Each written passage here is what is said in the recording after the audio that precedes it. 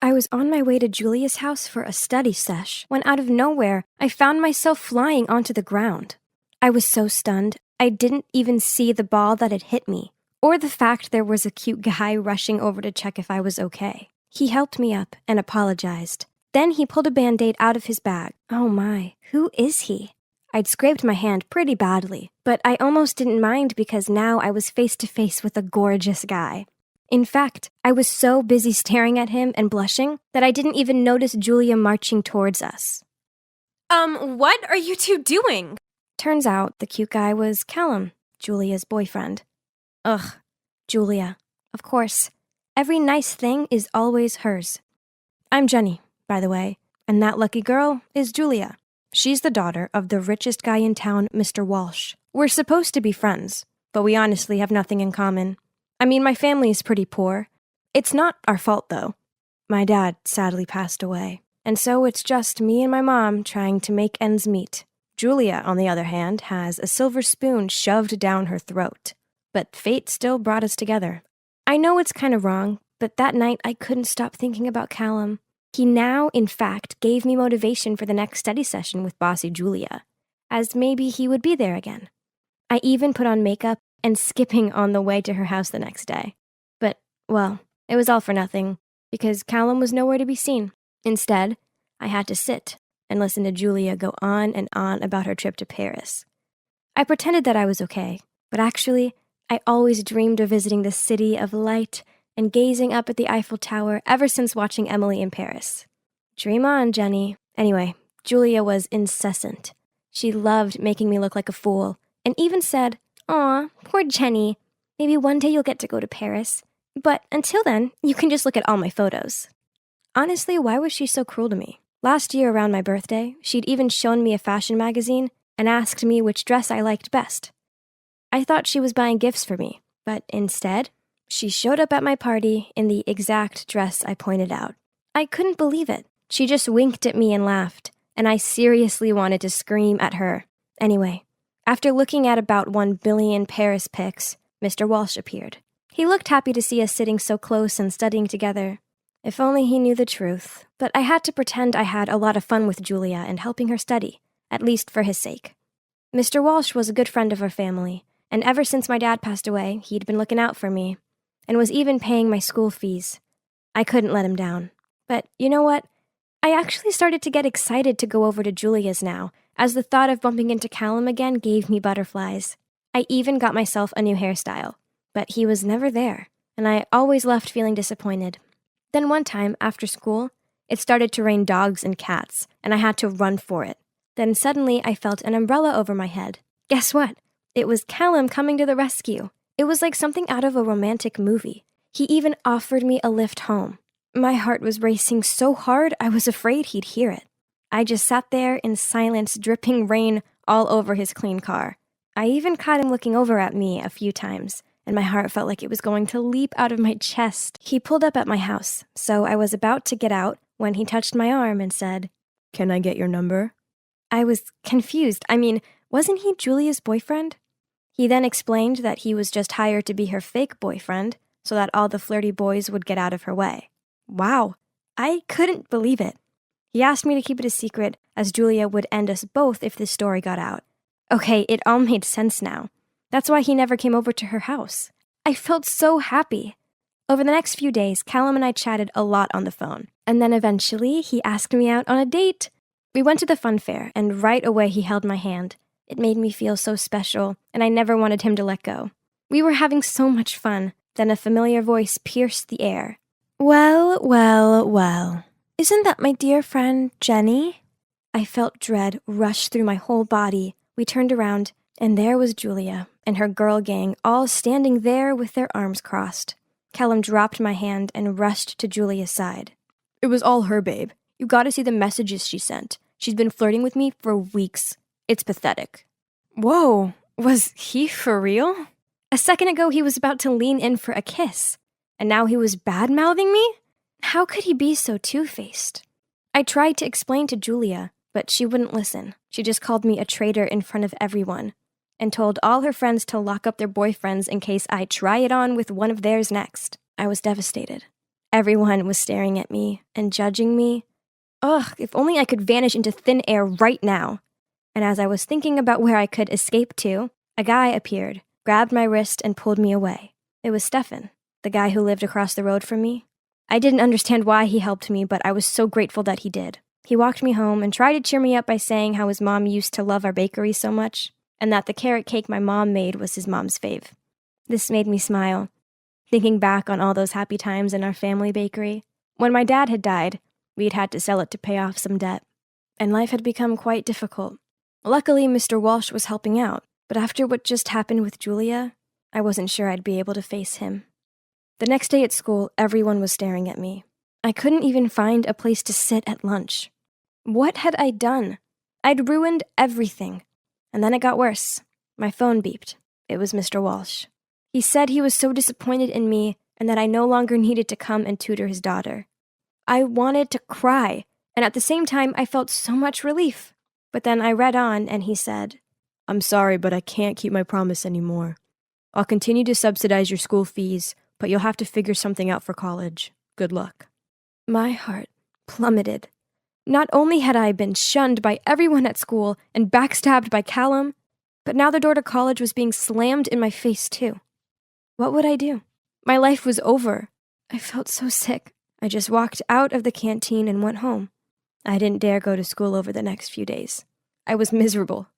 And just when I'd given up all hope, there was a knock at my door. It was Callum. What was he doing here? He said he was sorry for what had happened and that he missed me so much. Then he asked me if I'd be interested in being his secret girlfriend. What in the world? I was so angry, I wanted to slam the door in his face. But he was fast enough to catch my hand, which took me aback. At that exact moment, Stefan happened to walk past. Seeing me standing there with Callum, his face changed and he immediately walked away. Oh, no. I definitely couldn't let him misunderstand anything about me anymore. He's the only friend I had left. I yanked my arm away from Callum and chased after Stefan. I finally caught up with him and blurted out how I'd been feeling like the whole world was against me and that I didn't know what to do. He told me to calm down, then we went to sit on a bench in the park, as he let me confide everything in him. By the time I finished talking, I was on the verge of tears. Then he said, "Listen, Jenny, you're better than this. Don't dim to fit in with those people at your school. Good people will see you for the real you. You're strong, and you can get through anything. I know you can." He was right. I was better than this. I didn't need to sink as low as Julia and her friends, and I certainly didn't need to rely on Mr. Walsh's money. I'd figure this out by myself, like I always did. So I applied for a part-time job at a coffee shop. Earning my own money felt so good. Suddenly I felt free, and I knew everything was going to be okay. But then one day when I was working, Julia and her gang came in. They still weren't over what happened, and in front of everyone, they brought up what I'd done to humiliate me, and they even recorded it, and I couldn't stop shaking. This was too much. That's when I threw a cup of coffee all over Julia and ran out of there. Julia shouted after me that she was going to tell my mom everything I'd done. Without a doubt, Julia really did it. She even sent my mom photos of me and Callum at the fair. And well, my mom didn't take it well. I rushed home to try and explain after Mom yelled at me over the phone. But then I couldn't find Mom anywhere. I called her phone and a man answered. He said my mom was in a hospital after she fainted? Oh dear good God! I got to the hospital immediately and found out that she had collapsed from shock. But thankfully she was okay. She had to stay in the rest of the day to be monitored. So I went to get us both a cup of coffee. That's when I saw him. Callum. He was in the ward next door sitting with some girl. I almost dropped the coffee out of shock. They looked close. I waited until he'd left, and then I went to ask the girl if Callum was her boyfriend. Well, turns out they'd been dating for 2 years already. So he was triple cheating? The girl deserved to know the truth, so I took a deep breath and told her everything. She was so upset. We decided to get our own back. So the girl called Callum and asked him to come back. As soon as he arrived, we confronted him and got the truth once and for all. He was never Julia's real boyfriend. In fact, here's the shocking part. He was hired by Julia to pretend to date me and ruin my life. Apparently, she was jealous of how much attention her dad gave me since my dad had died, and that her dad constantly compared her to me. He kept apologizing to his girlfriend, saying how much he loved her and that he only agreed to help Julia so that he could earn some money to help pay for her medical bills. I was stunned. Callum was so apologetic and said he'd come clean about everything. He posted it on the school forum to clear my name and to everyone to see the ugly truth about Julia. And of course, when Mr. Walsh saw it, he made her come and apologize to me. And he also apologized himself and offered to pay my college fees again. Do you think I accepted his offer? Of course not. I was standing on my own feet now, and there was no going back. I didn't need anyone's help. So you might be wondering how I could afford college? Surely not on my coffee shop salary, right? Well, after graduating high school, I realized how much I missed the bakery. That was where I truly felt happy. So I decided to study to become a pastry chef, and now my mom and I have opened a new bakery. I've never been happier, and there's one last thing I want to share. Oh, in fact, here he is. Hey, Stefan, I've made your mom's fave. Let's go surprise her. I couldn't stop smiling as Stefan took the carrot cake, kissed my cheek, and we headed for his car. Life is so much more simple now, and sweet, and I love it. I was out for my afternoon jog and decided to take a new route. Suddenly, I saw a huge European-style mansion and had to stop to gaze at it. The walls were covered in moss, and honestly, it looked pretty eerie. I looked up, and a flock of crows were standing on the roof cawing.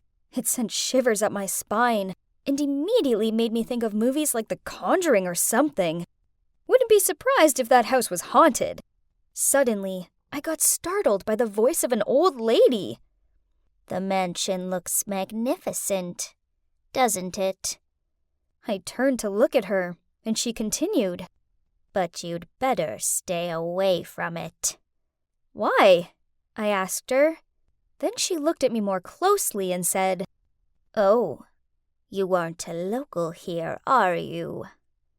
I told her I was from Minnesota, but that my parents had said I could spend the summer here with my aunt. "Well, dear, let me tell you. The owner of this mansion was a young girl, super rich, but kept herself to herself. Rumor has it, she worshipped Satan. Can you believe it?" I asked her, "So where is she now?"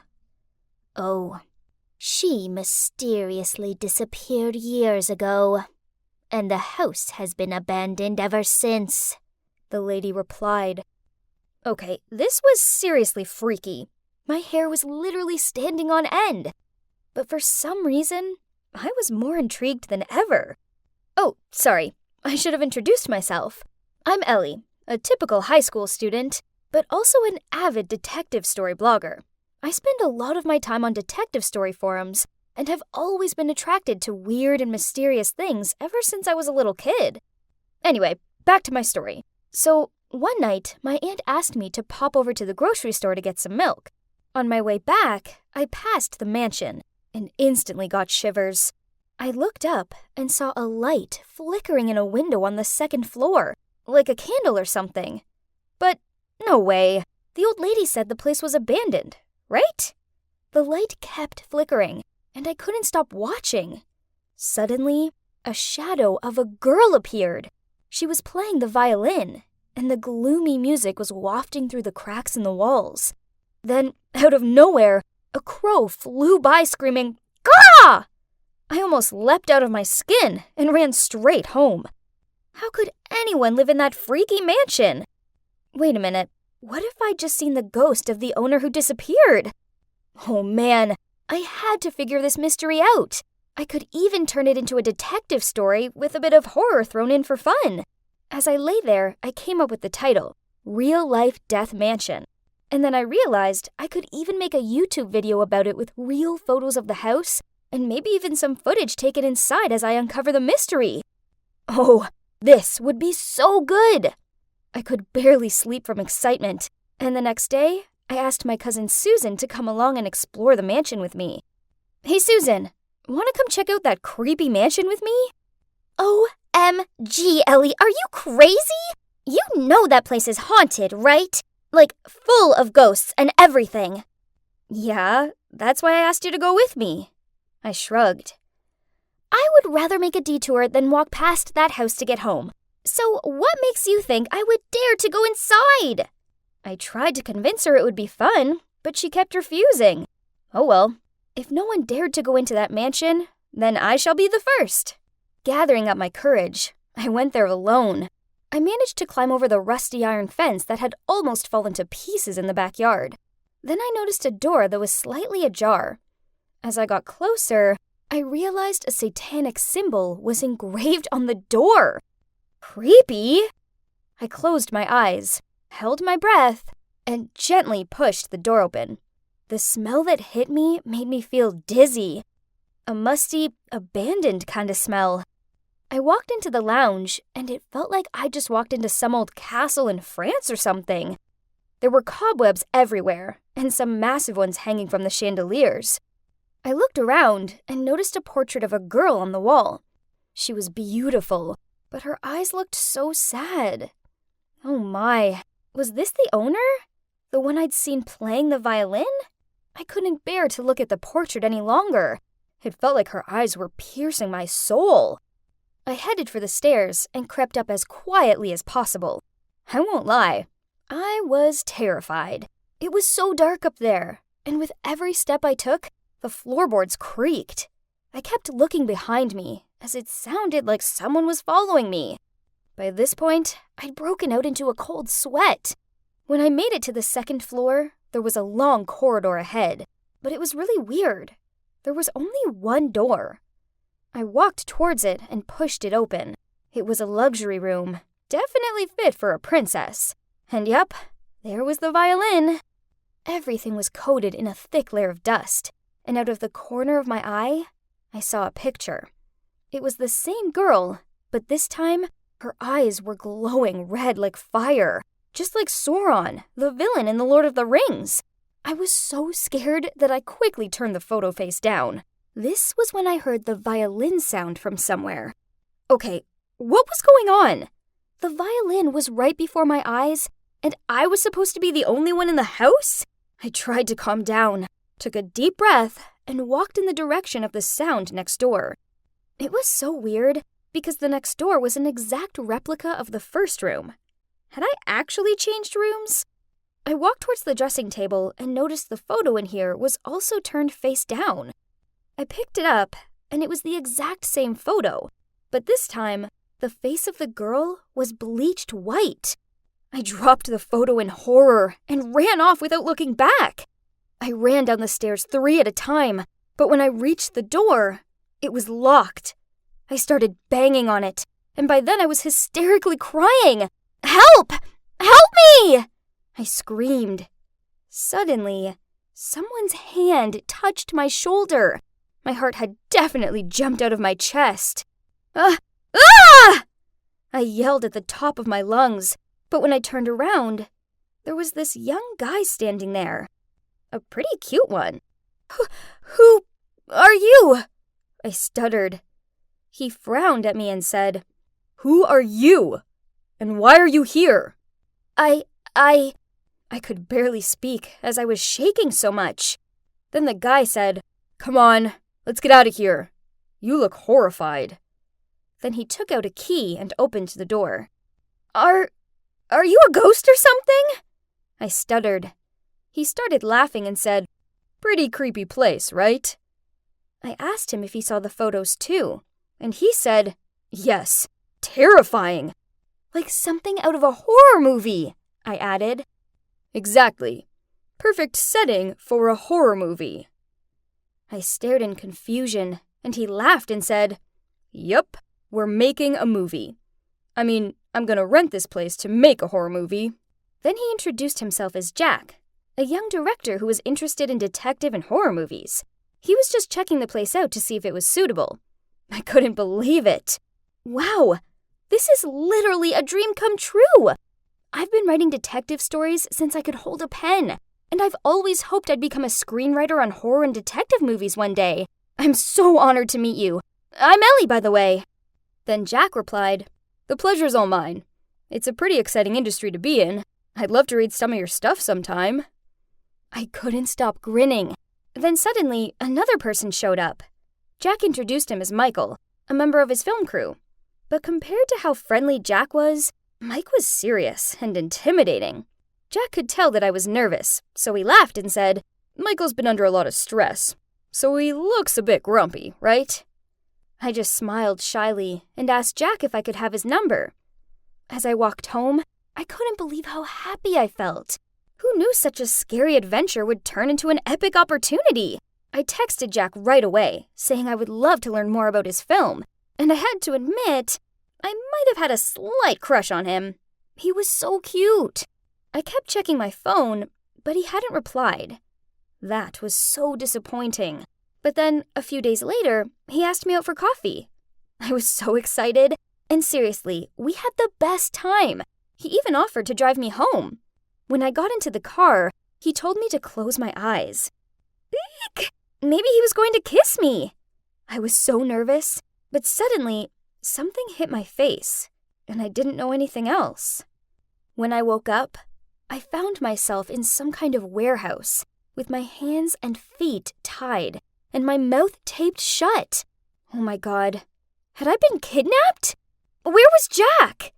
Suddenly, I heard a noise outside. I looked through the window and saw Jack and Michael talking to each other. What? Did the two of them plan this? But why? A moment later, Michael left, and Jack came towards me and removed the tape from my mouth. I started screaming, "Why are you doing this to me?" Then Jack said, "Listen, I'm not going to hurt you, I swear, but there's something I need to tell you." Then he confessed that he was a member of a criminal organization named Iron Gloves. His gang were operating from the mansion, and so everything from the story of the mysterious missing girl, the ghost playing the violin, the eerie photos, were all made up by them. They did it so that no one would dare approach their headquarters. According to the gang's rules, any outsider that entered the mansion would be killed to protect the secrecy of the group. Michael had seen me enter and reported it to the boss. So Jack had been forced to carry out the mission, but he didn't want to do it, so that's why he pretended to kidnap me. Dear good God, this was too much! He asked me to leave right away, but I was worried about him. He said, "Don't worry, I've been wanting to leave for a long time, and so I have a plan." Fast forward 2 years, and now I'm a freshman majoring in screenwriting. It's so exciting chasing my passion, but I still think that summer at my aunt's was one of my best yet. Terrifying, but thrilling. Oh, and as for Jack, after we chatted in the warehouse, he let me go, and I quickly packed up all my stuff at my aunt's and flew home. A few weeks later, I saw an article that said he'd turned himself in, and that the police had caught the Iron Gloves gang. Now, Jack's in prison, but will soon be free. I have a feeling that deep down, he's a good guy, and I hope that I'll have the chance to meet him again and get to know the real him better. Who knows? His real-life experience might help me write one hell of an awesome story, too. I entered the apartment to see 4 sets of eyes gawping at me. Hang on, I know Ned and Philip from my math class, and the girl currently giving me a snooty look while twirling her hair around her finger was Jessica.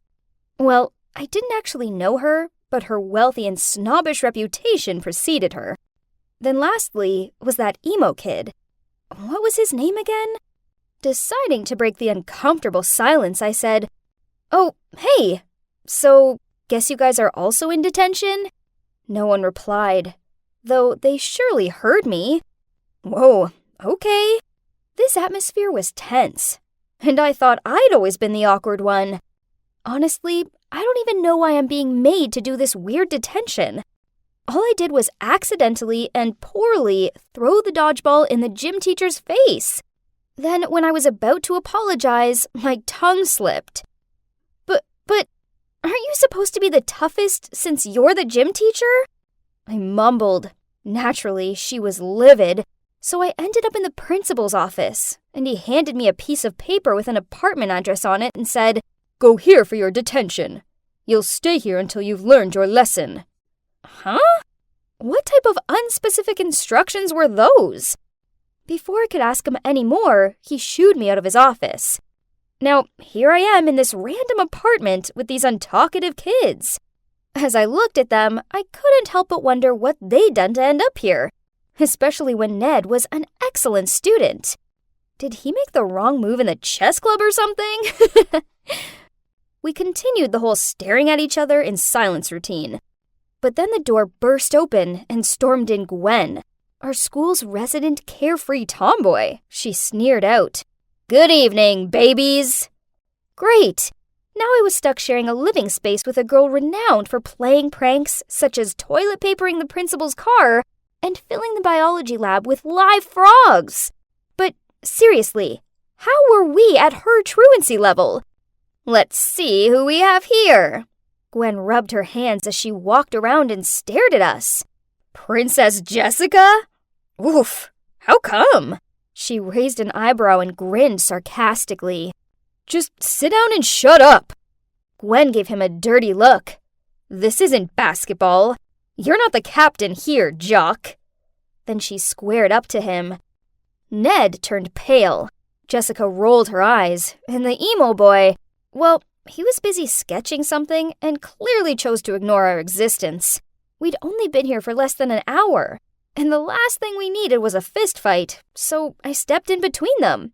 Pulling a wry face, Gwen said, "What's this? Little Miss Friendly?" Look, we're all stuck here and we don't know for how long, so let's at least try to be civil. Let's try talking it out. So, I'm Ashley, and I'm here because of a misunderstanding with a gym teacher and a dodgeball. Geez, nobody cares. I can't believe I have to be here with these people. Jessica stood up and left. Pff, I'm with Miss Popular on this one. Ned sneered before he also left. And the emo boy too. Then Gwen rasped and disappeared. There was only Philip and me left in the room. He was meant to be handsome and stuff. But looking at him now, I didn't think so. Ugh, this awkward silence was insufferable. This was just like that movie, The Breakfast Club, but much worse, and in much longer time. Who on earth had to pack clothes for detention? I had no idea how long I had to stay here for. So I decided to go to bed. I walked into the girls' room to see that both of the beds next to the window were already occupied. Bummer. They'd taken the best spots. I reluctantly got into the only bed left and hoped that tomorrow wouldn't suck as much as today had. The next morning, I woke up to yelling. Huh? I rubbed my eyes and yawned. It was still far too early. I went out into the corridor to see what was going on and saw Jessica and Ned arguing over the apartment's only bathroom. Jessica wanted to apply her makeup while Ned really needed to go. Then Philip watched on and butted in on occasion to say something dumb. Why don't you use some of your nerdy mathematics to solve your problem? The only reason you need to spend so long applying makeup is because you're ugly. Ooh, burn! Philip laughed. Suddenly, the bathroom door slammed shut. They rushed over to it and tried opening it to no avail. 10 minutes later, the emo kid stepped out. Jessica screamed at him. How dare you! My personal stuff is still in there. I watched on, wide-eyed. OMG. These people were ridiculous. How was I meant to live with them? In the end, we eventually came to an agreement about the bathroom's rule. It was first come, first serve, but each of us could only have the throne for a max 15 minutes. Being in such a small space with people I barely knew was always going to be problematic. But not having our phones as a distraction made it so much harder. We had one TV, but there's only one lousy channel on it. No one cleaned up. No one seemed to get along. Ugh, seriously? When will this end? All of the constant dirt and arguing was driving me nuts. But then the final straw was this one time when I was washing my face, the cleansing foam accidentally got into my eyes to wipe it out. But to my horror, when I opened my eyes, so I quickly reached for a towel, I saw myself holding someone's sock instead. Yuck! After that, I gathered everyone and threw the sock onto the floor and said, "We need to sort out order, as I can't live like this anymore. It's gross." Jessica snorted. Who are you to boss around? No one cares what you think. Before I even had a chance to say anything back, Ned piped in that Jessica was just a dumb rich girl who never lifted a finger. Then Gwen jumped up to her feet and started shouting for no reason. Philip gave me this smirky know-it-all look that made me want to scream. Then he actually lobbed a basketball at me, which almost took my head off. Then, ignoring the others, I started shouting at him. The only one who stayed quiet was the emo boy. "You aren't even that pretty. In fact, I've seen more attractive slugs," I heard Ned say to Jessica.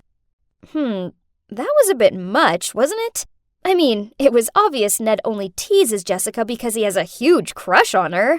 Jessica huffed as she tossed her hair behind her back, then stormed off to her room. Man, this place sucks. At least lunchtime had arrived. So I made myself a delicious-looking burger, then quickly went to the bathroom. When I returned, I couldn't believe it. Philip was taking a bite out of my burger. I screamed at him, but then he shrugged, then said he'd make me a new one. And like a decade later, my replacement lunch finally arrived. And Philip was smiling at me strangely and watched on as I bit into it. Ew! I lifted up the top of the bun to see a raw piece of beetroot. Ugh. I was so fed up with everyone that I went to bed super early that night. Only when I woke up the next day, both Jessica and Gwen burst out laughing at me. I hurried to the bathroom and checked out my face. Oh no. Turns out someone had drawn on my pillow, and now I had ink all over my face. I had to scrub my face for ages to get it off. Then Philip wouldn't quit laughing at me. I knew he was responsible. Ugh! Such a jerk! And on the other hand, we also had the emo kid that I was seriously getting sick of. He never said or did anything. Instead, he just sat there, usually wearing his stompy boots and looking all moody. I mean, why wear those sweaty-looking boots when he's stuck inside? It was about time he spoke up, so I came up with a prank to get him talking. When the emo kid was in the shower, Ned and I filled his beloved boots with mayo. A little later, I heard some loud thump. Then the emo kid did a weird walk across the room with his foot covered in mayo while clutching one of his boots. "Have you lost your mind?" he shouted. And not gonna lie, I was intimidated by this other side of him. Then out of nowhere, Jessica appeared. She turned to me and shoved my shoulder. "That was too much, don't you think?" "Oh, no, you didn't. I wasn't gonna let someone like her speak to me like that and get away with it." So I struck a defensive pose and glared at her. We ended up in a stare-off when suddenly I felt arms pulling me back. It was Philip. I tried flailing free of his grip, which caused him to lose his balance, and he accidentally elbowed Gwen. "Oh, you're done, Jock!" Soon, Jessica and I were pulling each other's hair, and Gwen and Philip were shoving each other.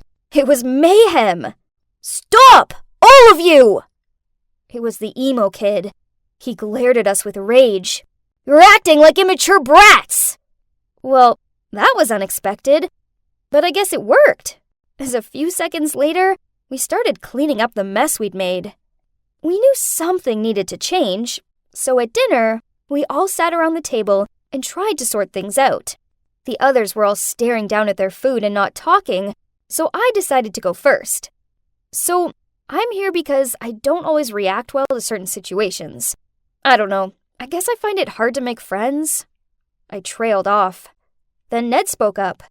"The only word my mom seems to know nowadays is study, study, study. I feel like all I am to her is a grade. So when I got a B in English Lit, I ripped it up in front of the teacher. That's the story." Jessica flicked back her hair, then said, "Try having all the money you could ever want, but the most neglectful parents ever. I bet they still haven't noticed that I've been stuck here with you losers for days now, just because I told some girl her skirt was hideous. I was doing her a favor, poof." Then Philip blurted out, "My father wanted me to be strong and manly just like him. I don't want to be like him, but I'm worried I will be, and that I won't be able to do anything about it. So I skipped basketball practice, got into an argument with coach and my dad, and now I'm in the weirdest detention ever." Gwen sneered. "Least your dad's around. Mine does month-long disappearing acts." And my mom's dead. Oh, and I'm here because I put paint in some clown's locker.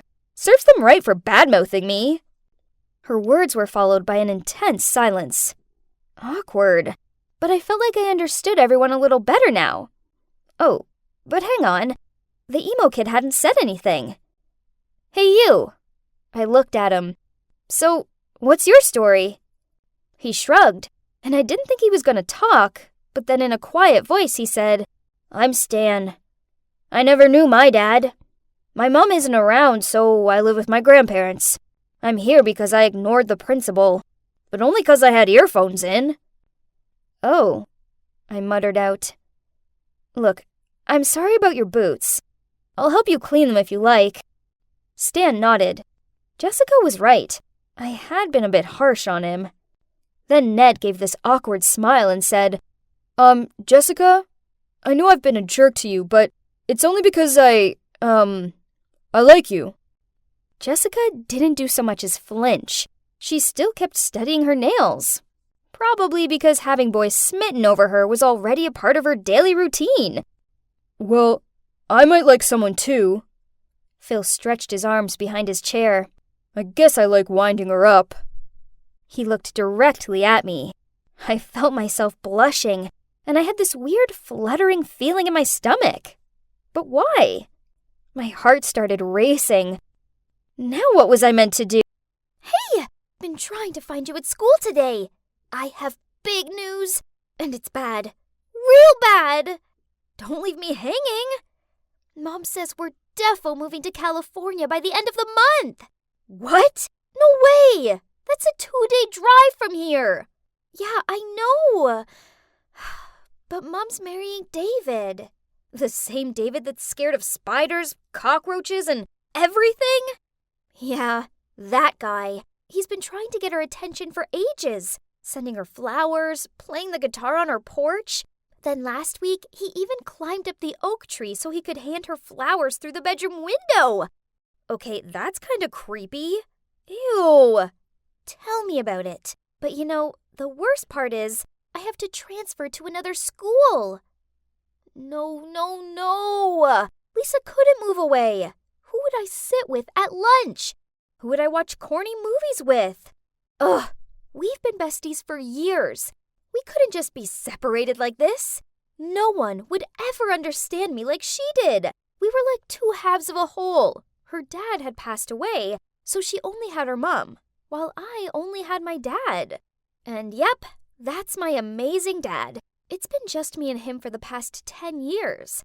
I still remember that afternoon when my mom took her suitcase and left with another man. After that, me and Dad moved back here, to our hometown, New Hampshire. It's only when I got a little older that I found out Mom and her lover scammed Dad out of everything. So Dad's been working his butt off to open his own repair garage to provide for us both ever since. It isn't fair. My dad's a hero, and he deserves to be with a better woman. Hold on. Yes, he deserves a better one. And who wouldn't be better than Lisa's mom? I needed to tell Lisa about my plan right now, so I immediately ran to my room and phoned her. Girl, I have the most genius plan ever to keep you and your mom here with me. Please, I'm all ears. Anything. I really don't want to move to Cali. Okay, listen. Let's set your mom up with my dad. He's a good guy, and that means we'll be sisters. We both squealed excitedly. Lisa always wanted to have a dad. A nice one, not that David creep. Ugh! I could see the envy in her eyes when I spoke about the funny pranks I played on my dad. Well, in contrast, my heart ached whenever she told me about the girly pamper days she had with her mom. Okay, first, research is important. We spent all night looking up their horoscopes, name astrology calculator, and even physiognomy. Whoa, they're a 98% match! But hey, nothing is perfect, right? Me and Lisa would make up for the missing 2%. The next day, we were both zombies due to the lack of sleep. But at least a proper plan had been set. I told Lisa to tell her mom, Mary, to come around on Saturday for my birthday. Yeah, it's not actually my birthday, but she's a presenter for a big news channel, so she's super busy. We needed to make up some special occasion so she couldn't say no. Then I told my dad to prepare his signature dish to welcome my special guests. There's no way Mary could resist. That day, I was helping Dad with the ingredients when I heard the doorbell. I opened the door to see Lisa standing there with a pink frosted birthday cake. And by her side was her mom. "Happy birthday, sweetie. This one's for you." Oh, something smells good. And so familiar. She continued. "Hello? Mary? Jack? Why are you here? For Erin's birthday? And you? I'm her father. And FYI, today isn't her birthday." "Yeah, jerk," Mary said under her breath while rolling her eyes. "Excuse me? You dumped me for no reason. So what's that attitude?" "Oh, really? For no reason?" My eyes darted from Dad to Mary. Huh? Why were they yelling at each other? This was very confusing, but I could guess that they used to date? OMG, what a small world! Okay, whatever, 'cause it's lunchtime now. And wow, Dad's legendary meatloaf smelled amazeballs. We sat down, and Mary glared at Dad as she took a bite of food. Then she blurted out, "Oh wow, I guess some things never change, huh? Your food is still super salty." "Oh really? But as I recall, someone still asked for seconds. Unbelievable." Excuse me, but do you know each other? Lisa innocently interrupted. There was an awkward silence. Then Dad said, "Yeah, we do. But this is the first time I've seen Mary since we broke up, right after I visited her studio for the first time." Mary looked flustered as she replied, "Lisa, you shouldn't have tricked me into coming here. Finish your food, then we're leaving." On hearing this, Dad ordered Lisa and me up to my room so he could talk to Mary in private. Only we hid behind the couch and listened in. Turns out, on that day, Mary took my dad to the studio to watch her first filming as a news presenter. After that, she'd passed by the waiting room and overheard Dad talking to someone. "I clearly heard that person ask you how I looked, and you said I was still the same old Mary. Do you have any idea that I spent 2 hours in makeup and was excited to show you?" Dad tried to chime in, but Mary wouldn't give him a sec. "Worse still, later you even told them you were over the moon I wouldn't be your girlfriend for much longer. Thus, to intercept that, I had to break up with you first."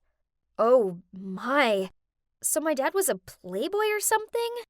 Lisa and I swapped confused looks, then continued watching the show. My dad was dumbfounded, and then he said in a helpless voice, "Oh, Mary, things were not like that. I said that you look the same because you're always as beautiful as the day I met you. And about the other thing..." "Yeah?" I prepared a ring to propose to you, so you'd no longer be my girlfriend, but my wife." "What?" So they broke up because of an absurd misunderstanding and lost contact since then. Jeez, I thought adults were meant to know what they were doing. It sure didn't seem like it at times. Mary gave Dad an awkward smile, and they said that they could be friends. Then she told him about David and how she was marrying him on the 22nd of December. No! We couldn't let this happen. There had to be another way of getting them together. But that road was full of thorns and spikes, especially when Dad dropped a bombshell. His new girlfriend, Lucy. A few days later, when I was working on my art project, Dad walked into the room with her. Excuse me? She was wearing this super tight bodycon dress and had at least 7 layers of makeup on. Ugh. Then she even dared to pick up the photo of me with Mom and smirked. "Oh, how nice." I rushed over to her, snatched it out of her hands and shouted, "Keep off my things! I don't like you!" She immediately glared at me. But then seeing Dad coming down from upstairs, she suddenly smiled and hugged me while whispering in my ear, "You don't, but you have to." Jeez, what a poisonous snake. But worse, when she left, Dad had this dumb grin on his face, and then he actually asked if I wanted her to be my new mom. Oh no, she'd hypnotized him for sure. In a rush, I called Lisa to tell her about it. She came up with the idea of asking her mom to join us at the Christmas market this week. Bummer. She refused. Apparently she had too much wedding planning to do. Ugh. And if you're thinking it couldn't get worse, then Dad invited Lucy along. So Lisa asked her mom to let her stay with me for a few days, so we could teach this Lucy some lessons. May the pranking commence. That morning, Lucy showed up in this fancy light blue dress and ordered Dad to get her a chocolate-covered waffle. What a shame. I accidentally knocked it all over her outfit. Oops! Then a fake fly somehow fell into her hot chocolate. Her eyes almost bulged out of her head when she drank that. But she just gave us a cunning smirk, then grabbed Dad's arm and cuddled close to him. Unbelievable! But you know, diamond cuts diamond. When Dad went to the restroom, with sparkling eyes, I said, "Lucy, I really admire a nice person like you. My dad's only a mechanic with $1,500 a month, but you still love him." So this isn't true. He ran his own business. But anyway. No way! He looks rich, though. Oh, he probably was just desperate to catch your attention. He bragged a little bit. And you're proud of that? That's not funny, sweetie. I am out of your dad's league. There's no way I'm putting up with a brat like you for such a poor man. Right at that moment, my dad returned and, no surprises, they broke up. Now she was out of the picture, Dad was free to win Mary over, right?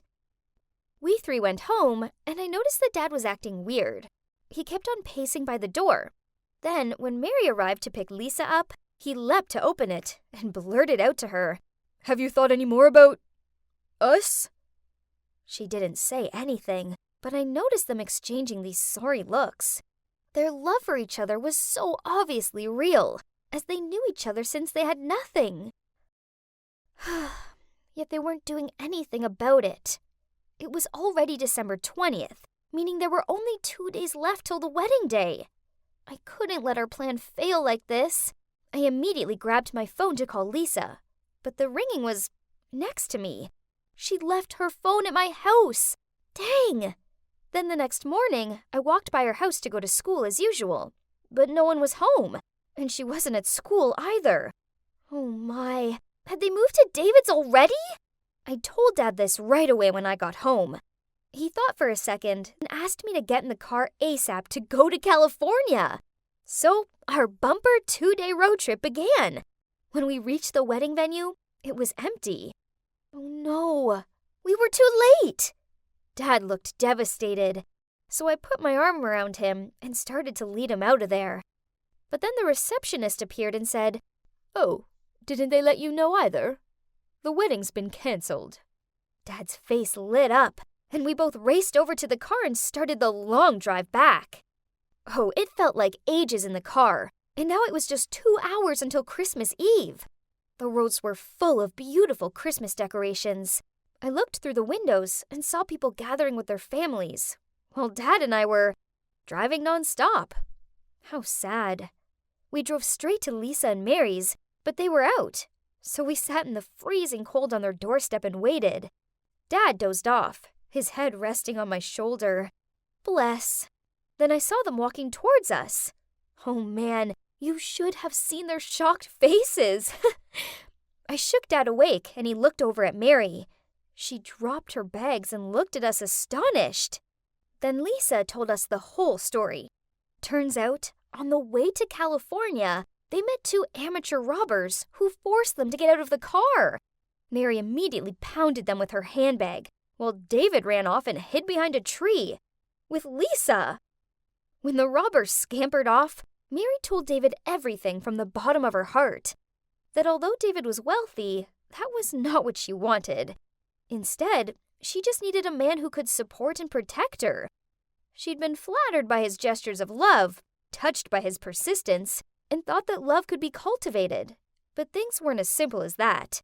So they broke up, and the wedding was canceled. Dad and I were stunned. Then, with eyes prickled with tears, my dad said, "Mary, I'm sorry for letting you go. But it's not too late, is it?"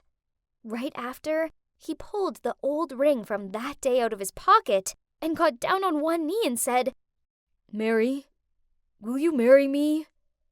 She cried out, "Yes!" Both Lisa and I were bursting with happiness. So now we both have a mom and a dad, and we're pretty much sisters. Yay! This is the warmest Christmas. Ma'am, sorry to inform you of this, but according to our information, Bella Hiddleston was reported dead 2 months ago after disappearing in the forest, the secretary said. What? This couldn't be happening. But that's my name, and I'm clearly still alive. This was some sick mistake. I asked them to check again, but they kept saying the same thing. Had I been missing for so long that my family actually thought I'd died? The accident had been pretty crazy, so I was feeling confused. I mean, what had I been doing in a forest in Cambodia in the first place? I tried so hard to remember, but I couldn't recall anything. Luckily, some local villagers had found me in a trapping pit and helped me recover. Otherwise, I would have died. I then asked the people in the embassy to help me call my husband and sister. There had clearly been a big misunderstanding, and I wanted to fix this right away. God, the weight was killing me. The secretary tried, but she said, "Sorry, ma'am, we can't reach either of those numbers." This was unbelievable. I was stuck in a foreign country with no ID, no contact with relatives, and I'd been reported dead. But in a flash, I realized that I could borrow someone's phone to reach for my acquaintances via social media. So as soon as the secretary lended me hers, I went straight to my husband's profile. But I was so stunned, I almost dropped the phone when I saw his latest update. He'd just made an announcement that my funeral was taking place the following week. OMG! What was happening? How could this be real? I kept scrolling down his profile and saw my sister had posted an old selfie with him saying, "Ronnie, I know this is a tough time, but I'm always here for you. We'll get through this together." Hang on, what did she mean? Firstly, I wasn't actually dead. Hello? But also, I know my sister used to have feelings for Ronnie. Did she assume that she could just be with him now that she thought I was dead? What a traitor! We were so close. Surely she wouldn't treat me like this. I had to get home and sort this out once and for all. I asked the embassy to help me fly home without informing my family in advance. I wanted to surprise them. Believe it or not, the day I was due to arrive home was the day of my funeral. What a coincidence, right? I went directly to the funeral venue, in disguise, of course. I wore a huge black hat and sunglasses to hide my face and sat way at the back so no one would notice me. There were so many people there. My family, friends, and even my business partners. It was so bizarre. And then I saw Ronnie. He looked exhausted.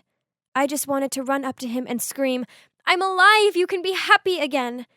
But then my sister Kylie appeared and took his arm and whispered something in his ear.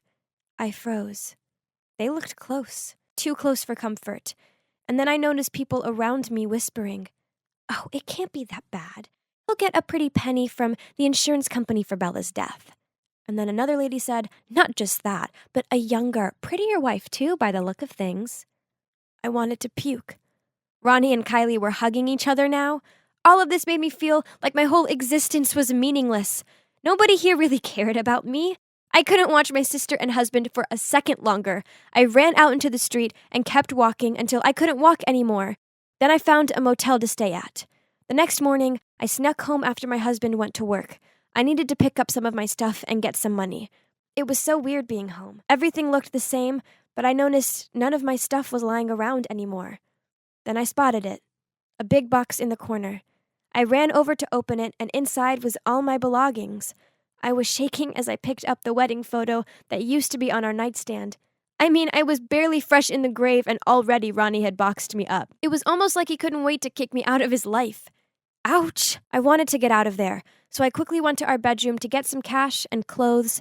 That's when I discovered a shocking secret that made me fall onto the floor. As I was taking my clothes out of my cupboard, a strange piece of paper fell out. And guess what? The first line caught my eye was Bella's death plan. It was a sketch showing the path leading to a waterfall and made up evidence along the way. OMG! This was it! I knew that waterfall. It was pretty close to where I had the accident. So, had Ronnie planned this? Was he sick in the head? What had I ever done to him to deserve this? I had to run out of there to clear my head, but something caught my eye at the newsstand. It was Kylie, on the front of the newspaper in an article about how she was going to be running the company in place of our grandfather. There was a photo of Kylie and Ronnie at the inauguration, and look how happy they were. They didn't seem to be upset about my death at all. I wanted to rip the paper up. But wait, why would my grandfather give up his position? He had never mentioned it. He loved his job. This didn't sound right. So I quickly took a taxi to his place to find out what was going on. When I got there, I was so shocked. My heart sank upon seeing him hooked up to medical equipment. Turns out that after he'd heard the news about my death, he'd had a heart attack. When he spotted me by the door, he was so stunned he almost fell off his bed. We hugged and cried, and I told him it had all been a big mistake. Gosh, I was so happy to see him. I could see he was tired, so I told him to rest up and I'd visit again soon. Then on the way out, I spoke to his assistant, Cody. I need a favor. Could you help me prepare a case against Ronnie? But suddenly I heard footsteps coming towards me. Bella? Is that you? I turned around, and it was Ronnie. I didn't even have time to think clearly before he rushed in to hug me tightly. I could feel the tears rolling down his cheeks, and he seemed genuinely shell-shocked to see me. I was disgusted, though. I pushed him away and said, "Stay away from me." But it was like he didn't hear me. He just said, "These have been some of the worst months of my life. I can barely sleep or eat. I can't believe you're alive." Liar! He was a liar! I started shouting at him, saying, "Stop acting like you give a darn! You wanted me dead! Just wait until this gets out. You'll be behind bars for the rest of your life." Then I took the sketch out of my bag and threw it at him. Ronnie swore he'd never seen it before, but I didn't believe it. If it's not his, then was he trying to say it was mine, or what? Ha! Hilarious. Suddenly, Cody interrupted our argument and said, "Calm down, please. Actually, I think the one who has been acting a bit shady recently is Kylie." Then Cody told us how, according to our grandfather's will, his inheritance would be split equally between me and Kylie. However, I was to be the one in charge of the company. Kylie had found out about this and had a big argument with our grandfather. And then not long after my accident, his health had deteriorated. Instead of letting him mourn my death, Kylie had insisted he transfer the business to her name so she could take care of it all. Then Ronnie said, "Bella, it was Kylie who set up our trip. Then you suddenly disappeared. I searched for you in Cambodia for weeks, but Kylie persuaded me to come home because your grandfather was so ill. Then the police canceled the case, and Kylie kept telling me to file your death certificate. I shouldn't have listened to her. I'm so sorry." "Stop blaming other people for your problem," I growled at Ronnie, but inside my heart, I felt like I couldn't breathe. Why would my sister do this? And then I heard Kylie's voice, and to prove it all, Ronnie told me and Cody to hide. And then he went towards her and said, "Kylie, about Bella's death." Before Ronnie could finish his sentence, she gave him a big smile and put her arm through his. "Well, now that her funeral is over, nothing is stopping us from being together, right?" Ronnie forced a smile. Then Kylie laughed and said, "Oh, come on. Don't be sad. My jealous sister didn't deserve you. You know what? She actually had this whole plan to test your loyalty, but then she ended up getting a taste of her own medicine." At that moment, my head started to hurt, and suddenly some of my old memories came flooding back. The sketch. It was mine. I was the one who'd made the plan. It all started when Kylie had told me that Ronnie was cheating on me, and I'd believed her and followed her advice to fake my own disappearance to test his love for me. How could I have been so stupid? When I realized I was alone in that forest and she wasn't coming back, I panicked and fell into a trapping pit, hurting my legs and getting stuck. It was all coming back to me now. I couldn't handle this. I ran towards her and painfully screamed, "How could you do this to me, Kylie?" At first, she was shocked to see me, but then she just smirked and said, "Huh, are you still alive? Well, either way, it's too late. The company is mine now. Oh, and so is Ronnie, baby." Then she just rolled her eyes and said, "You were just the adopted child, so what makes you think you have the right to always steal everything from me?" At that moment, our grandfather appeared and slammed his cane on the ground. "Kylie, stop it." Kylie just sulked and said, "Honestly, why would you give her the whole company?" Then our grandfather said, "Look at yourself, Kylie. Are you really fit to be running a company? Sort yourself out. You are a disappointment to this family with your dirty, nasty tricks." I couldn't believe Kylie was still using the adopted thing to hurt me. So what if I was adopted? That didn't mean I wasn't a part of this family. She'd always been so jealous of me, even though I hadn't done anything. Kylie started crying and ran out of there saying she was sick of never being anyone's favorite. Well, maybe if she hadn't left me to die, people would like her more. I was so shocked that she'd done this to me, and all because of jealousy. I won't lie. It took me so long to work through this. I still haven't forgiven her properly, but I guess it will just take time. As for me and Ronnie, we've taken over the family business, and I realized that Ronnie had always been loyal. Kylie had just made up that he was cheating because she couldn't bear to see me so happy. One thing's for sure, I won't ever be testing his love again. No more faking death for me.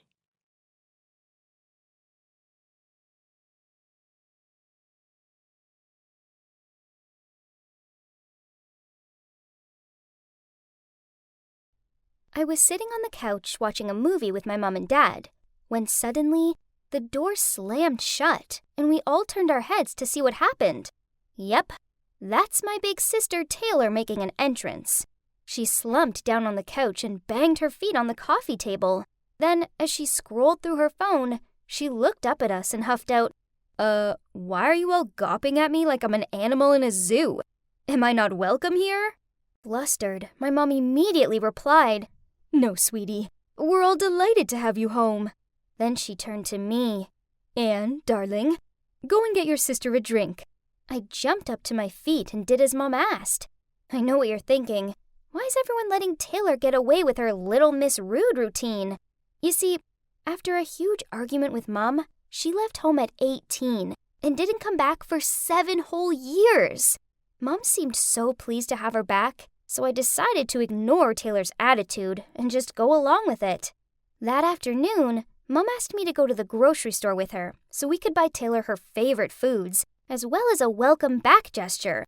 Then we spent ages preparing this delicious meal. I excitedly rushed up to Taylor's room and knocked on the door. Taylor, dinner's ready! She shouted back. Go away! But it's hamburgers, and we got a special dessert, I replied. Poof! I hate hamburgers, and there's no way I'm eating some sugar-laden dessert. I went downstairs and told Mom that she wasn't coming. Mom shrugged and tried to act like it was no big deal, but I could see the sadness in her eyes. Dad tried reassuring her by saying, She probably just needs time to settle in. Yeah, she's probably just tired, I added. Mom forced out a smile and thanked us both. Then she prepared a plate of food and asked me to bring it to Taylor. I knocked on her door and told her the food was outside. She shouted back at me. Take it away! I don't want it! I left it outside of her room, but later on when Mom went up to bed, she saw the untouched plate of food still there. She picked it up and she took it downstairs and made out like it was no big deal. She wasn't fooling me. I could tell that she was biting on her gum to stop the tears. When I was little, I idolized my feisty, beautiful older sister. I loved how she wore clashing colors, the cool ways in which she styled her hair, and her carefree nature. The problem was that she didn't seem to like me. All she ever did was call me a brat, slam her bedroom door in my face, and tell me to stay away from her.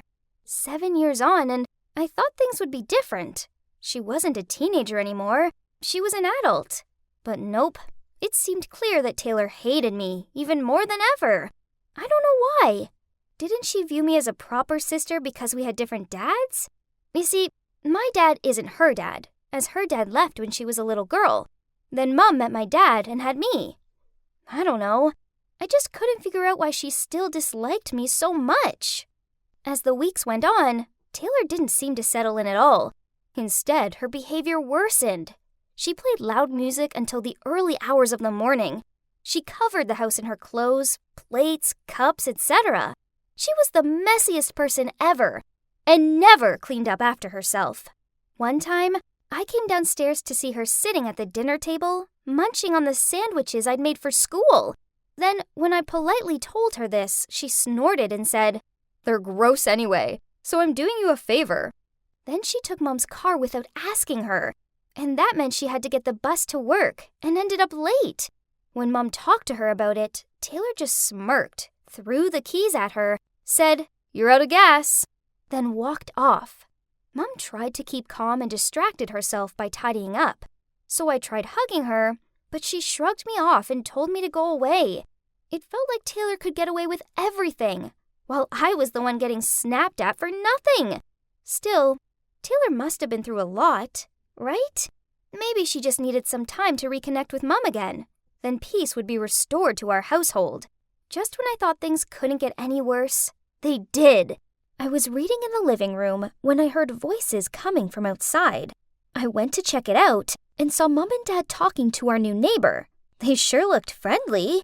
Then Taylor appeared and grinning said, "Making friends with the neighbor, are you, Mom?"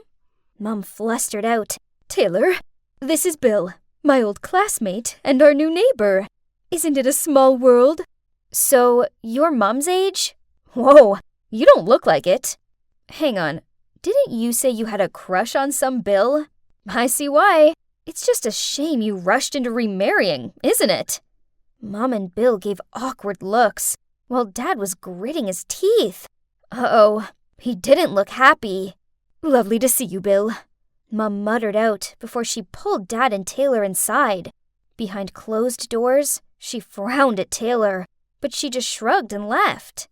This must have been playing on Dad's mind, as that evening I overheard him question Mom. "Why did you never mention this Bill before?" "Honey, it was just a slight crush when I was a teenager. You know how it is." "Yeah, sure." Dad scratched his head.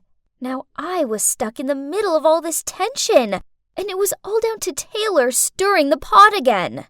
Then a couple of days later, Dad came home from work and immediately started freaking out. "The bank called. Apparently I spent an obscene amount of money in a watch store. Was it you?" Mom shook her head. I didn't know anything either. Then Taylor piped in. "Speaking of buying stuff, we do need to get something for Bill's birthday.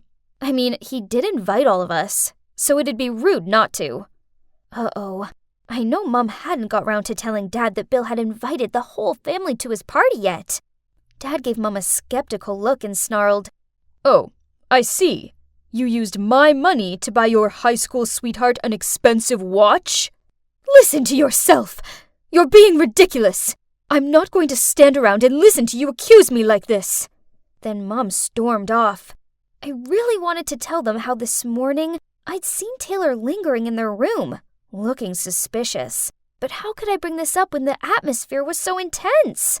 I decided I needed to confront the source of the problem, Taylor.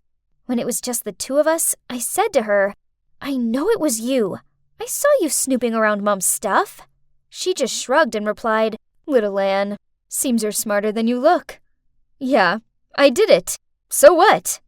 "Why are you being so cruel? Mom and Dad might split up because of you."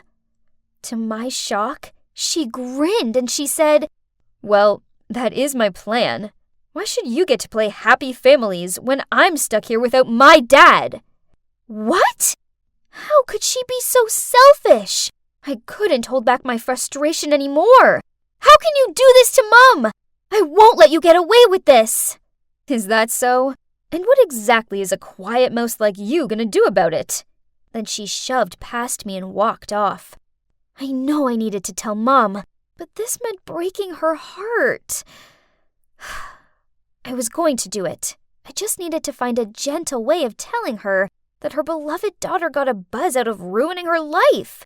But then, before I had a chance to figure this out, something terrible happened. The next day, I arrived home from school to find Mom and Dad in the kitchen.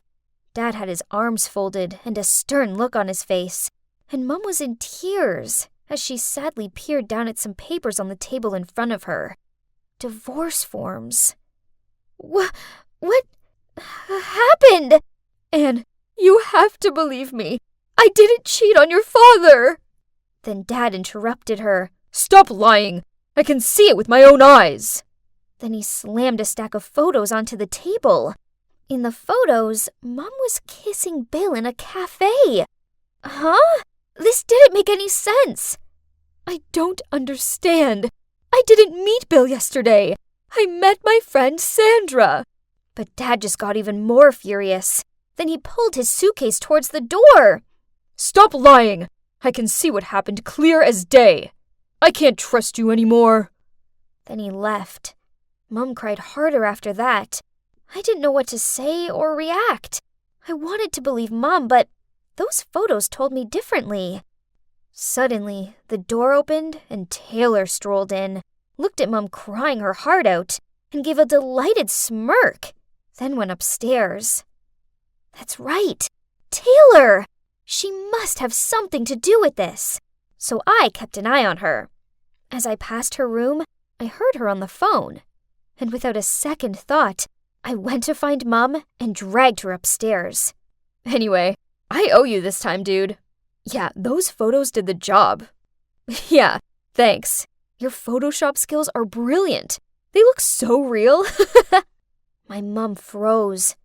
A second later, she pushed the door open. Then Mom looked at Taylor and mouthed the word, "Why?" Taylor burst out laughing, shrugged, then replied, "It's payback for loving her." She pointed at me. "More than you love me. I want you all to suffer for living happily together. Why does she have you both, while I have nothing?" Furious, Mom slapped Taylor across the face and shouted out, "I'm ashamed of you, and I want you to leave right now." Taylor clutched her face and snarled back, "With pleasure. I hate it here anyway." Then she stormed out of the room, slamming the door behind her. I hugged Mom, and we both started crying. My happy family had been destroyed, and all because my sister was jealous and thought Mom loved me more. It was all so crazy. Then, later that evening, Mom received a call from the hospital. Mom's face dropped when she told me that Taylor had been in a car crash. We rushed to the hospital, and the doctor told us Taylor needed emergency surgery. But as she'd lost lots of blood, she needed a blood donation. The problem is that she had a rare blood type, but luckily, Mom had the same.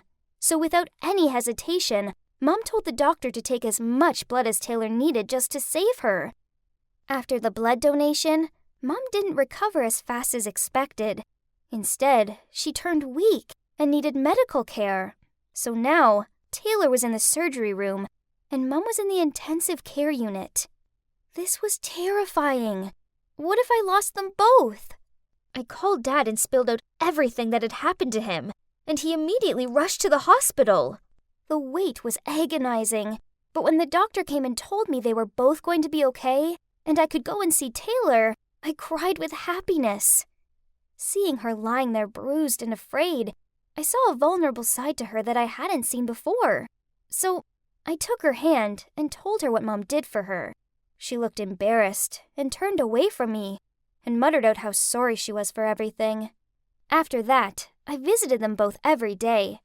Dad came to the hospital too to check they were okay, but he waited outside of Mom's room as he knew she was still mad at him. Finally, Mom came home. Then a week later, Taylor was also discharged. We went to pick her up, and even though Mom and her didn't talk, I could feel the warmth between them. That night, we were having a cozy dinner. Taylor coughed to clear her voice, then said, "Guys, I want to say something. I know I've been a total brat, and I'm sorry. Mom, I thought you didn't love me because I was a reminder of your previous life, and I was ruining your new, happy family vibes. But now I realize how sacred the mother-daughter bond is. You never left me out. I left myself out. And Anne, I'm sorry I haven't been the big sis I should have been for you. I was jealous of you, but I was wrong to be that way. I hope you can both forgive me." Dad also apologized to Mom for misunderstanding her. We were all blubbering, and then we all hugged each other. We didn't need to say anything. Our actions were enough. We were family, and we loved each other. Families aren't always straightforward, but family is family, through the good times and the bad. And they're always worth fighting for, regardless of how out-of-this-world annoying they can be at times. Trust me, I know all about it.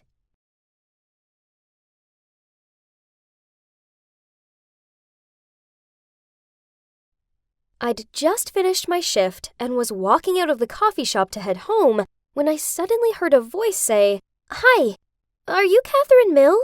Ugh, what else? I'm exhausted already. I reluctantly turned around to a view that almost made me leap out of my skin. Standing in front of me was a girl with a face exactly like mine. Who are you? I stammered. I felt like I was seeing things. She smiled at me and said, I'm Tracy. Is this wallet yours? Oh, wow, you found it. I dropped it at the Seattle Mariners baseball game. I never thought I'd see it again. That's right. We met there. Then Tracy took out a cap and put it on. Hang on, that hat seemed so familiar. And so did that smile. Are you the one I accidentally bumped into at the stadium? That must have been when I dropped my wallet. I was in such a hurry to get to my seat that I'd gone crashing into Tracy. At the time, she was wearing that cap, so all I saw was her smile. But now seeing her standing here, it was like looking in the mirror. I kept staring at her as she said, Yep, that was me. In fact, I came to find you not just to return your wallet, but because I need a favor. Can we chat for a sec? Sure. Let's go back inside the cafe. What favor could she possibly want? Well, I was about to find out. Catherine, I'm just going to say it outright. We have something in common, don't we? I hesitated to speak up, but I knew exactly what she was talking about. She then continued. I mean, look at us. You're basically my doppelganger, which brings me to this favor to ask for. Kathy, I was hoping you'd impersonate me. I'll pay you, of course. I'll pay you a lot. Before I could even reply, Tracy handed me an envelope and showed me a photo of some very posh-looking people. This is my family, she said. Wait, what? Turns out they were royals, or something close to. Her grandfather had been an earl in the UK, and then they'd moved over here to Washington. They're what you'd call an aristocratic family. So, yep, mega wealthy. Must be nice, I thought. However, it was suffocating Tracy, and that all of the duties that came with being from a family of nobility drove her crazy. Plus, one other little problem. She was in love with a guy that her family definitely wouldn't approve of, because he came from a normal family. Her parents had arranged for her to marry the son of one of the country's richest CEOs. And so that's what led us to now. She wanted to hire me to pretend to be her, so that she could be with her lover boy without troubles. I was stunned. What if someone finds out? I muttered, and shoved the envelope back into her hands, saying that it was too much money. But Tracy just laughed. Oh, this is just the initial payment. You'll receive so much more. Please, I'm begging you. Think about it. Then she looked at me with proper sadness in her eyes. I really did feel sorry for her, but I needed some time. And it would be better to get my mom's opinion on this first. Ever since I'd been a little girl, I'd always talked things through with her. She was the only family I had, and the only one I could trust and rely on. Mom would know what to do. When I got home, I found my mom waiting for me at the table. We ate dinner together in silence, as I could barely focus. She knew something was up right away. Honey, what happened at work? I hesitated, then handed her the photo of Tracy's family. My mom, as you can guess, was shocked to see how much Tracy looked like me, and so I told her what had gone down earlier. I explained that she offered me a ton of money to impersonate her, but that it felt risky. I'd assumed my mom would be dead set against it, but what she said surprised me. That poor girl. Indeed, how people always say it's not as fun as it looks being too wealthy. But hey, a bit of extra money in your pocket couldn't hurt. I mean, you could use it to pay for your vocal training. And at the same time, you'd help Tracy, so that she can be with her true love. Yeah, becoming a singer had been a lifelong dream of mine. But because of money struggles, I'd had to put that aside. Mom's right. This was my chance. I had to take it. So I called Tracy to seal the deal. She was over the moon about it, and we arranged to meet the next day to start preparing. I thought I'd just have to learn all of her favorite things and maybe borrow some of her clothes so that I didn't get caught out. But no, there was a whole lot more to it than that. For starters, I had to take etiquette classes. Can you even believe? That first day, I had lessons on how to walk properly, They legitimately did put books on my head to improve my posture. And then came the elocution lessons to teach me how to speak more clearly. Seriously, was this Princess Diaries or what? But the best part, though, was her wardrobe. Wow, her outfits were to die for. Now that's what gave me the urge to dive into the royal life now. Everything was going well until we sat down to go through all of her likes and dislikes. Her dislikes were about a mile long. Oh man, Tracy was one fussy girl. I mean, who didn't like pizza? I basically lived off the stuff. Plus, she was vegan, gluten-free, and had a nut allergy. What did she even eat? But despite that, we got through the week. Every morning I had my etiquette classes, which now were easy peasy. I could totally pull it off as a high society girl. And then in the afternoons, I hung with Tracy and learned everything I could about her. By the end of the week, we got all things set and ready for the swap. So Tracy and I went out to celebrate. "Catherine, look at our faces," she said while squinting her eyes. I took a closer look at the phone screen and gotta admit, despite being pretty identical, there were still some differences between us. Sure, her cheekbones were more prominent and her nose was slightly upturned, but with a bit of makeup, I could fix that, right? Tracy wasn't convinced though. "Listen, I think you're going to need to get plastic surgery." Wait, I wasn't ready for any of that. But on second thought, I guess that would be all right, as it'd only make me prettier, which would totally help with my singing career. So I went under the knife. Not only my nose and cheekbones were fixed, but they also added a birthmark to my shoulder to match the one Tracy had. I looked like an Egyptian mummy with all my bandages on, coming out of the operating room. But when the day came to remove them, I was amazed. Just a little touch-up could make me look this incredible. I twirled around in front of the mirror in one of Tracy's glitzy dresses and just smiled. We were totally going to pull this off. Tracy was even more excited than me. She turned to me and said, "Ready for the family party?" Oh, wow. So my first mission had arrived already. I nervously looked at Tracy, and she just giggled and said, "Oh, don't be nervous. It's just my cousin's baby's first birthday party. No big deal. Although Thomas's whole family will be there. That's the family I'm meant to marry into."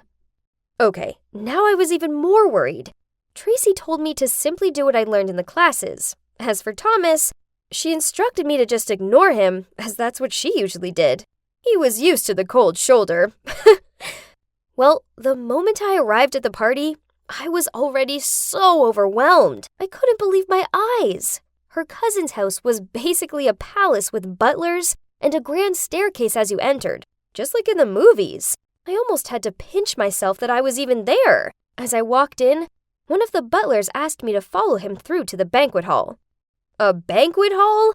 How insane! There were crystal chandeliers hanging from every part of the ceiling, and the room looked like it was literally made from gold. I noticed Tracy's dad standing in the middle of the room with a young couple and a baby. That would be Tracy's cousin, and the baby was obviously the reason this insane party had been thrown. I took a deep breath, gathered myself, and walked towards them in the way my etiquette teacher had taught me. I greeted them casually, and it seemed no one sensed anything weird. Not even Tracy's dad. However, I was still afraid someone would realize. So I grabbed a glass of wine and went to stand in the corner just to be safe. While I was fiddling with the glass and trying not to make eye contact with anyone, a guy came up to me and clinked my glass. Oh boy! The coolest, most handsome guy ever was standing there grinning at me. I smiled back at him politely, trying not to blush, and then I realized, wasn't he Thomas and Tracy, the happy couple? Suddenly I heard Tracy's dad from a few feet away, speaking towards us. "You two look exquisite together. Be good to him now, Tracy, won't you?" Yep, it's Thomas, the fiancé that Tracy doesn't like at all. Okay, so I need to act cold towards him, otherwise I'll ruin everything for Tracy. But heck, he was just so good looking. I quickly walked away towards the dessert table and started stuffing my face with some almond cookies, anything to distract myself from Thomas. As I picked up a third one, I heard Thomas scream, and the next moment he was running over to me shouting, "Tracy, put it down! There are nuts in those!" I dropped the cookie in shock. Right. I was supposed to be allergic to these delicious snacks. Totally forgot that. Gosh, I turned around to see all eyes were on me. This was a disaster. I was like a deer in the headlights. Didn't know what else to do. I pretended to faint. Thomas immediately carried me somewhere while others called the family doctor. I only took a peek when I felt like I was let down on a bed. And wow, even their guest room is gorgeous. Anyway, the doctor did some quick checkup and said I was okay. Well, obviously. Then Thomas rushed over, holding my hand and kept saying, "Thank God you're okay, baby." Really? How come Tracy didn't like him? He was so sweet. He was looking at me so lovingly. Wait, at Tracy, actually. Oh boy, this was getting weird. Guess I have started off this mission on the wrong foot. But having that first incident actually helped me become more careful, so I've been getting better and better at playing Tracy. I was like a secret agent that would be summoned by duty at any sec. Sometimes you'd find me as a princess, other times I'd be waiting tables. My life was getting busier, but much more fun in some senses. Then one day, Tracy suddenly appeared at my door, looking all loved up. How strange it was. Usually she only contacted me over the phone. Then she said, "Kathy, I have a big mission for you." As she sat down, she put a bulging envelope on the table and said, "Kathy, sweetie, I need a big favor this time. So, here's the thing. Me and Arnold are going to Asia for a month, and, I was wondering if you could maybe move into my house and cover for me?" I was shocked. A month? That's quite a long time. I mean, surely I'll get caught. Oh, I'm not sure, Tracy. I tried to avoid her eye contact, but she kept begging and looking like she was about to cry. Oh, God. What should I do? Guys, please give me some advice. And stay tuned. I'll be back with part 2 to tell you how things go down. Why do I have uneasy feelings about all this? In part 1 of my story, I met my doppelganger, Tracy, who just so happened to be from a super wealthy, royal blood kind of family. We made a deal where I became her stunt double to stand in for her at boring royal parties, so she could freely be with the love of her life that her family didn't approve of. It's just like a part-time job, which helped me earn some extra money to pursue my dream of being a singer. But then one time, Tracy came over and asked me to move into her mansion and play this princess act for an entire month while she's off to Asia with her boyfriend. That would need some serious thinking. How was I supposed to keep this up 24/7? I could already see myself getting so busted. Sensing my hesitation, Tracy pleaded again. "Please, I'll give you whatever you want. This would mean so much for me and Arnold. You can do it, Kathy. We believe in you." She looked at me with those big puppy eyes. Oh no, what to do? At that exact moment, my mother walked out from the kitchen and said, "You've been doing a great job so far, sweetie. I'm sure you'll pull it off this time too. Don't worry, it'll be fine." Well, I couldn't say no now, so I gave Tracy a nod, which made her scream with happiness. "Yay! You've made my day! Tomorrow, 3 p.m., I'll be waiting for you." Then she grinned at my mother. "Thank you, Mrs. Mill." And so, I moved in the next day. It was just me and Tracy's dad lived in this marvelous mansion. Yeah, as well as their butler and some dozens of housekeepers. You get the picture. Luckily, Tracy's dad was rarely home, so I basically had the place to myself. It was bliss. I didn't have to lift a finger. If I wanted a glass of wine, I just rang the bell and a glass would be waiting before I even put the bell down. One day, I felt like Mexican food, and they actually flew one of the top Mexican chefs in just to make me a burrito. I could seriously get used to this whole royal blood thing. However, there were a few moments where I totally messed up. One time, Tracy's dad had a day off, so we ate dinner together. I was so nervous that I totally forgot that Tracy was left-handed. and her dad noticed right away. "Sweet pea, since when are you eating with your right hand?" I stammered, trying to make something up. I've recently seen some research saying I should start using my right hand to train the left side of my brain too. Just experimenting, Dad." Oof, that was close. But it didn't stop there. Doris, the housekeeper, came into my room one day and joked, "Tracy, when did you become so tidy? If I didn't know better, I'd say you had been replaced by a secret twin sister or something." I totally froze, trying not to let Doris know that she had just hit the nail on the head. I laughed it off. "Oh, Doris, don't be so silly. It's me. Check my birthmark." I was kind of bored and just thought I could clean it up a little bit. But it's even more boring. Ugh. "It's all yours now." I passed her my unfolded blanket and swiftly left the room. Each close call like that reminded me to be more careful. But other than that, my new life was full of wonderful things. Especially when I had Thomas by my side. At first I tried to act as cold as possible towards him, just like how Tracy would normally treat this fiancé of hers. But tell me, how am I supposed to ignore such a perfect man? He often came to visit me or took me to places. He always gave me all these butterflies with his charm and elegant gestures, and it wasn't long before I realized I had feelings for him. I just couldn't help it. He made me so happy.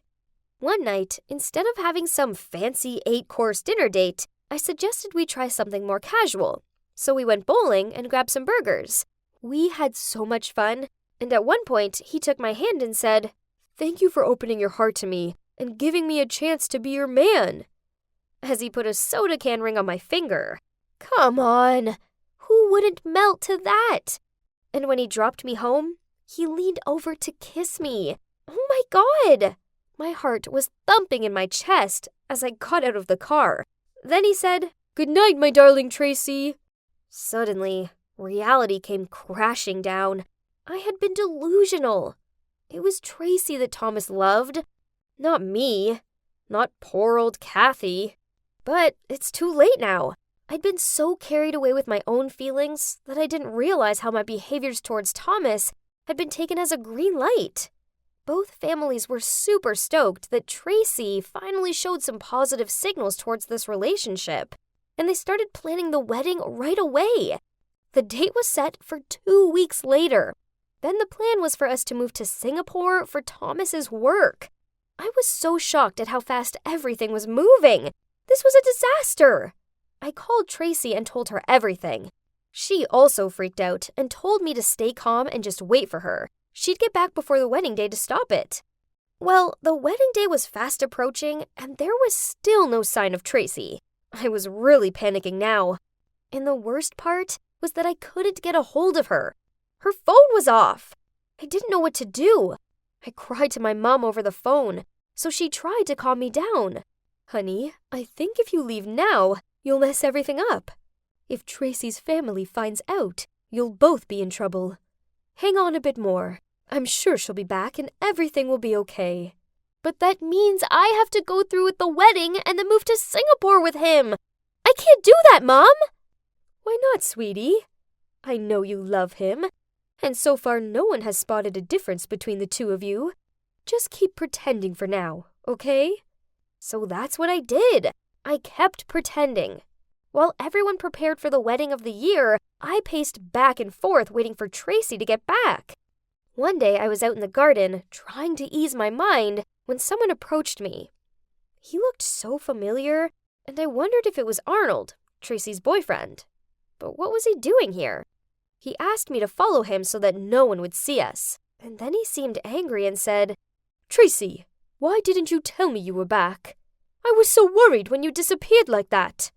Huh? Wasn't Tracy supposed to be with him? Arnold, calm down. I'm not Tracy. I'm Kathy. But Tracy has disappeared? I haven't been able to contact her either, and I've been worried sick. Oh, hey, Kathy. Gosh, you two are identical. Arnold looked disappointed. Anyway, we came back a few days ago, and she wanted to swing by your mum's place to give us some presents. Then I haven't seen her since. That's weird. My mom would have mentioned if she swung by. Yeah, I've asked her, but she hadn't seen Tracy either. Kathy, we need to find her. So I immediately canceled my wedding dress fitting and went with Arnold to my house. Hey, Mom, it's me. I called out, but there was no answer. We searched the house, but couldn't find her anywhere. Then, as we passed my room, I could hear someone inside, and the door was locked. That was so odd. So I rushed to get the spare key to open it, and got the fright of my life. Tracy was sitting on my bed. I almost screamed. What are you doing here? Tracy looked as shocked to see us as we were to see her. I don't know why your mom locked me in here, but don't worry. She didn't hurt me. I'm being fed well and I have Netflix, so it's not all bad. No way. My mom would never do such things. She was the sweetest woman, and this was so out of character. Then I heard footsteps on the stairs. It was my mom. I screamed. Mom, could you please explain? What's going on here? She looked at me and stammered. I just planned to keep her here for a few days, just until you married Thomas and flown to Singapore with him. Are you insane? Do you want me to steal her life? No, sweetie, it's not stealing. It should have been your life. I mean, why didn't he recognize his own daughter? At this, she burst into tears and fell to the floor. Arnold rushed over and helped her up and said, What do you mean, his own daughter? And that's when my mom told me that Tracy is actually my half-sister. What? So Tracy's dad was my dad too? Turns out, when my mom had fallen pregnant with me, Tracy's dad's family hadn't approved because my mom was just a normal person. So they'd paid her to move to another city and stay away from Dad. But what's even worse is that my dad didn't even try and look for us after that. In fact, a few months later, he'd already married Tracy's mom, who came from a rich family. Both Tracy and I stood there completely shocked. No wonder we looked so similar. So, you're my sister? I gasped, staring at Tracy with wide eyes. Really? Dad did that? What a selfish, arrogant man! I'm ashamed to even be related to him. I'm going to give him a piece of my mind. The truth needs to be told. No, Tracy, wait. Don't do that. My mom yelled. Sorry, but I have to. I can't play this game anymore. I have a plan.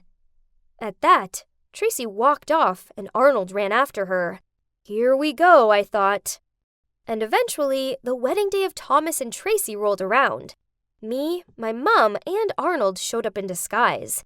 When the vicar asked them both to say I do, Thomas said it immediately. But Tracy paused. The whole church held their breath waiting for her I do, but it never came. Instead, she said, I can't do this, Thomas. I'm sorry. That's when Arnold appeared, and Tracy ran towards him and held his hand. This man, he is the true love of my life. Of course, Tracy's dad was furious. He got up from his seat and yelled in front of everyone, What on earth is going on? And that's the moment when I felt so proud of Tracy. She said, I don't love Thomas, Dad, and he deserves to be with someone who truly loves him back. That's what marriage is about, right? It should be based on love, not status or money. And anyway, I don't want to hurt someone the way you did. What are you talking about? Who did I hurt? He looked stunned.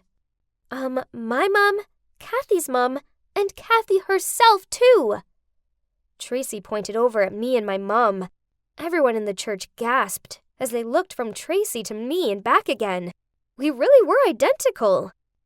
He looked like he was going to faint when he saw my mom. And then with a shaking hand, he pointed to me and said, And who is this? My mom walked towards him and said, This is Kathy, your daughter, the one you abandoned. Wow, I didn't think my mom had it in her. Honestly, the tension in the air was crazy. People started whispering and shuffling in their seats. That was when Thomas said, So, which one of you is Tracy? I decided this was my moment to speak up. I'm not Tracy. I'm Kathy. I've been taking her place during the past month. I'm so sorry for lying to you this whole time. I couldn't even look him in the eyes as I put in his hand the soda ring that meant so much to me. Thomas looked disappointed and marched off. I ran after, trying to stop him, but he didn't care. Only, when I tripped and fell to the ground, he turned around to say, "Why would you do this? Giving me false hope? And for what? Honestly, it would have been better if you'd treated me the way Tracy the Ice Queen does." I'm sorry, Thomas. I didn't want to hurt you. My feelings for you are real. I started to cry. "You're so selfish, Tracy. Oh no, wait. I mean, Kathy." Then he walked off. In the end, the wedding was obviously canceled. Tracy's dad, or should I say, our dad, had no choice but to accept Tracy and Arnold's relationship. I was so happy for her. Dad, of course, also apologized to me and Mom, and even offered me to come and live with them. But I refused. I wasn't about to leave my mom. However, I did accept his offer to pay for my vocal training. At least I could live this dream of mine. Because I doubted I could make my other dream come true. My dream to see Thomas again. I was heartbroken. Still, I had to get on with life. Maybe I'd meet someone else. Pretty soon, it was time to graduate from my first semester of vocal training, and I was going to have my first ever solo performance to an audience. I was so nervous, but I sang with all my heart, and afterwards, as I left the theater, someone ran up to me with a giant bouquet of flowers. Unbelievable! It was Thomas! I burst into tears and he said, "Hi, Kathy. I'm Thomas. Nice to meet you."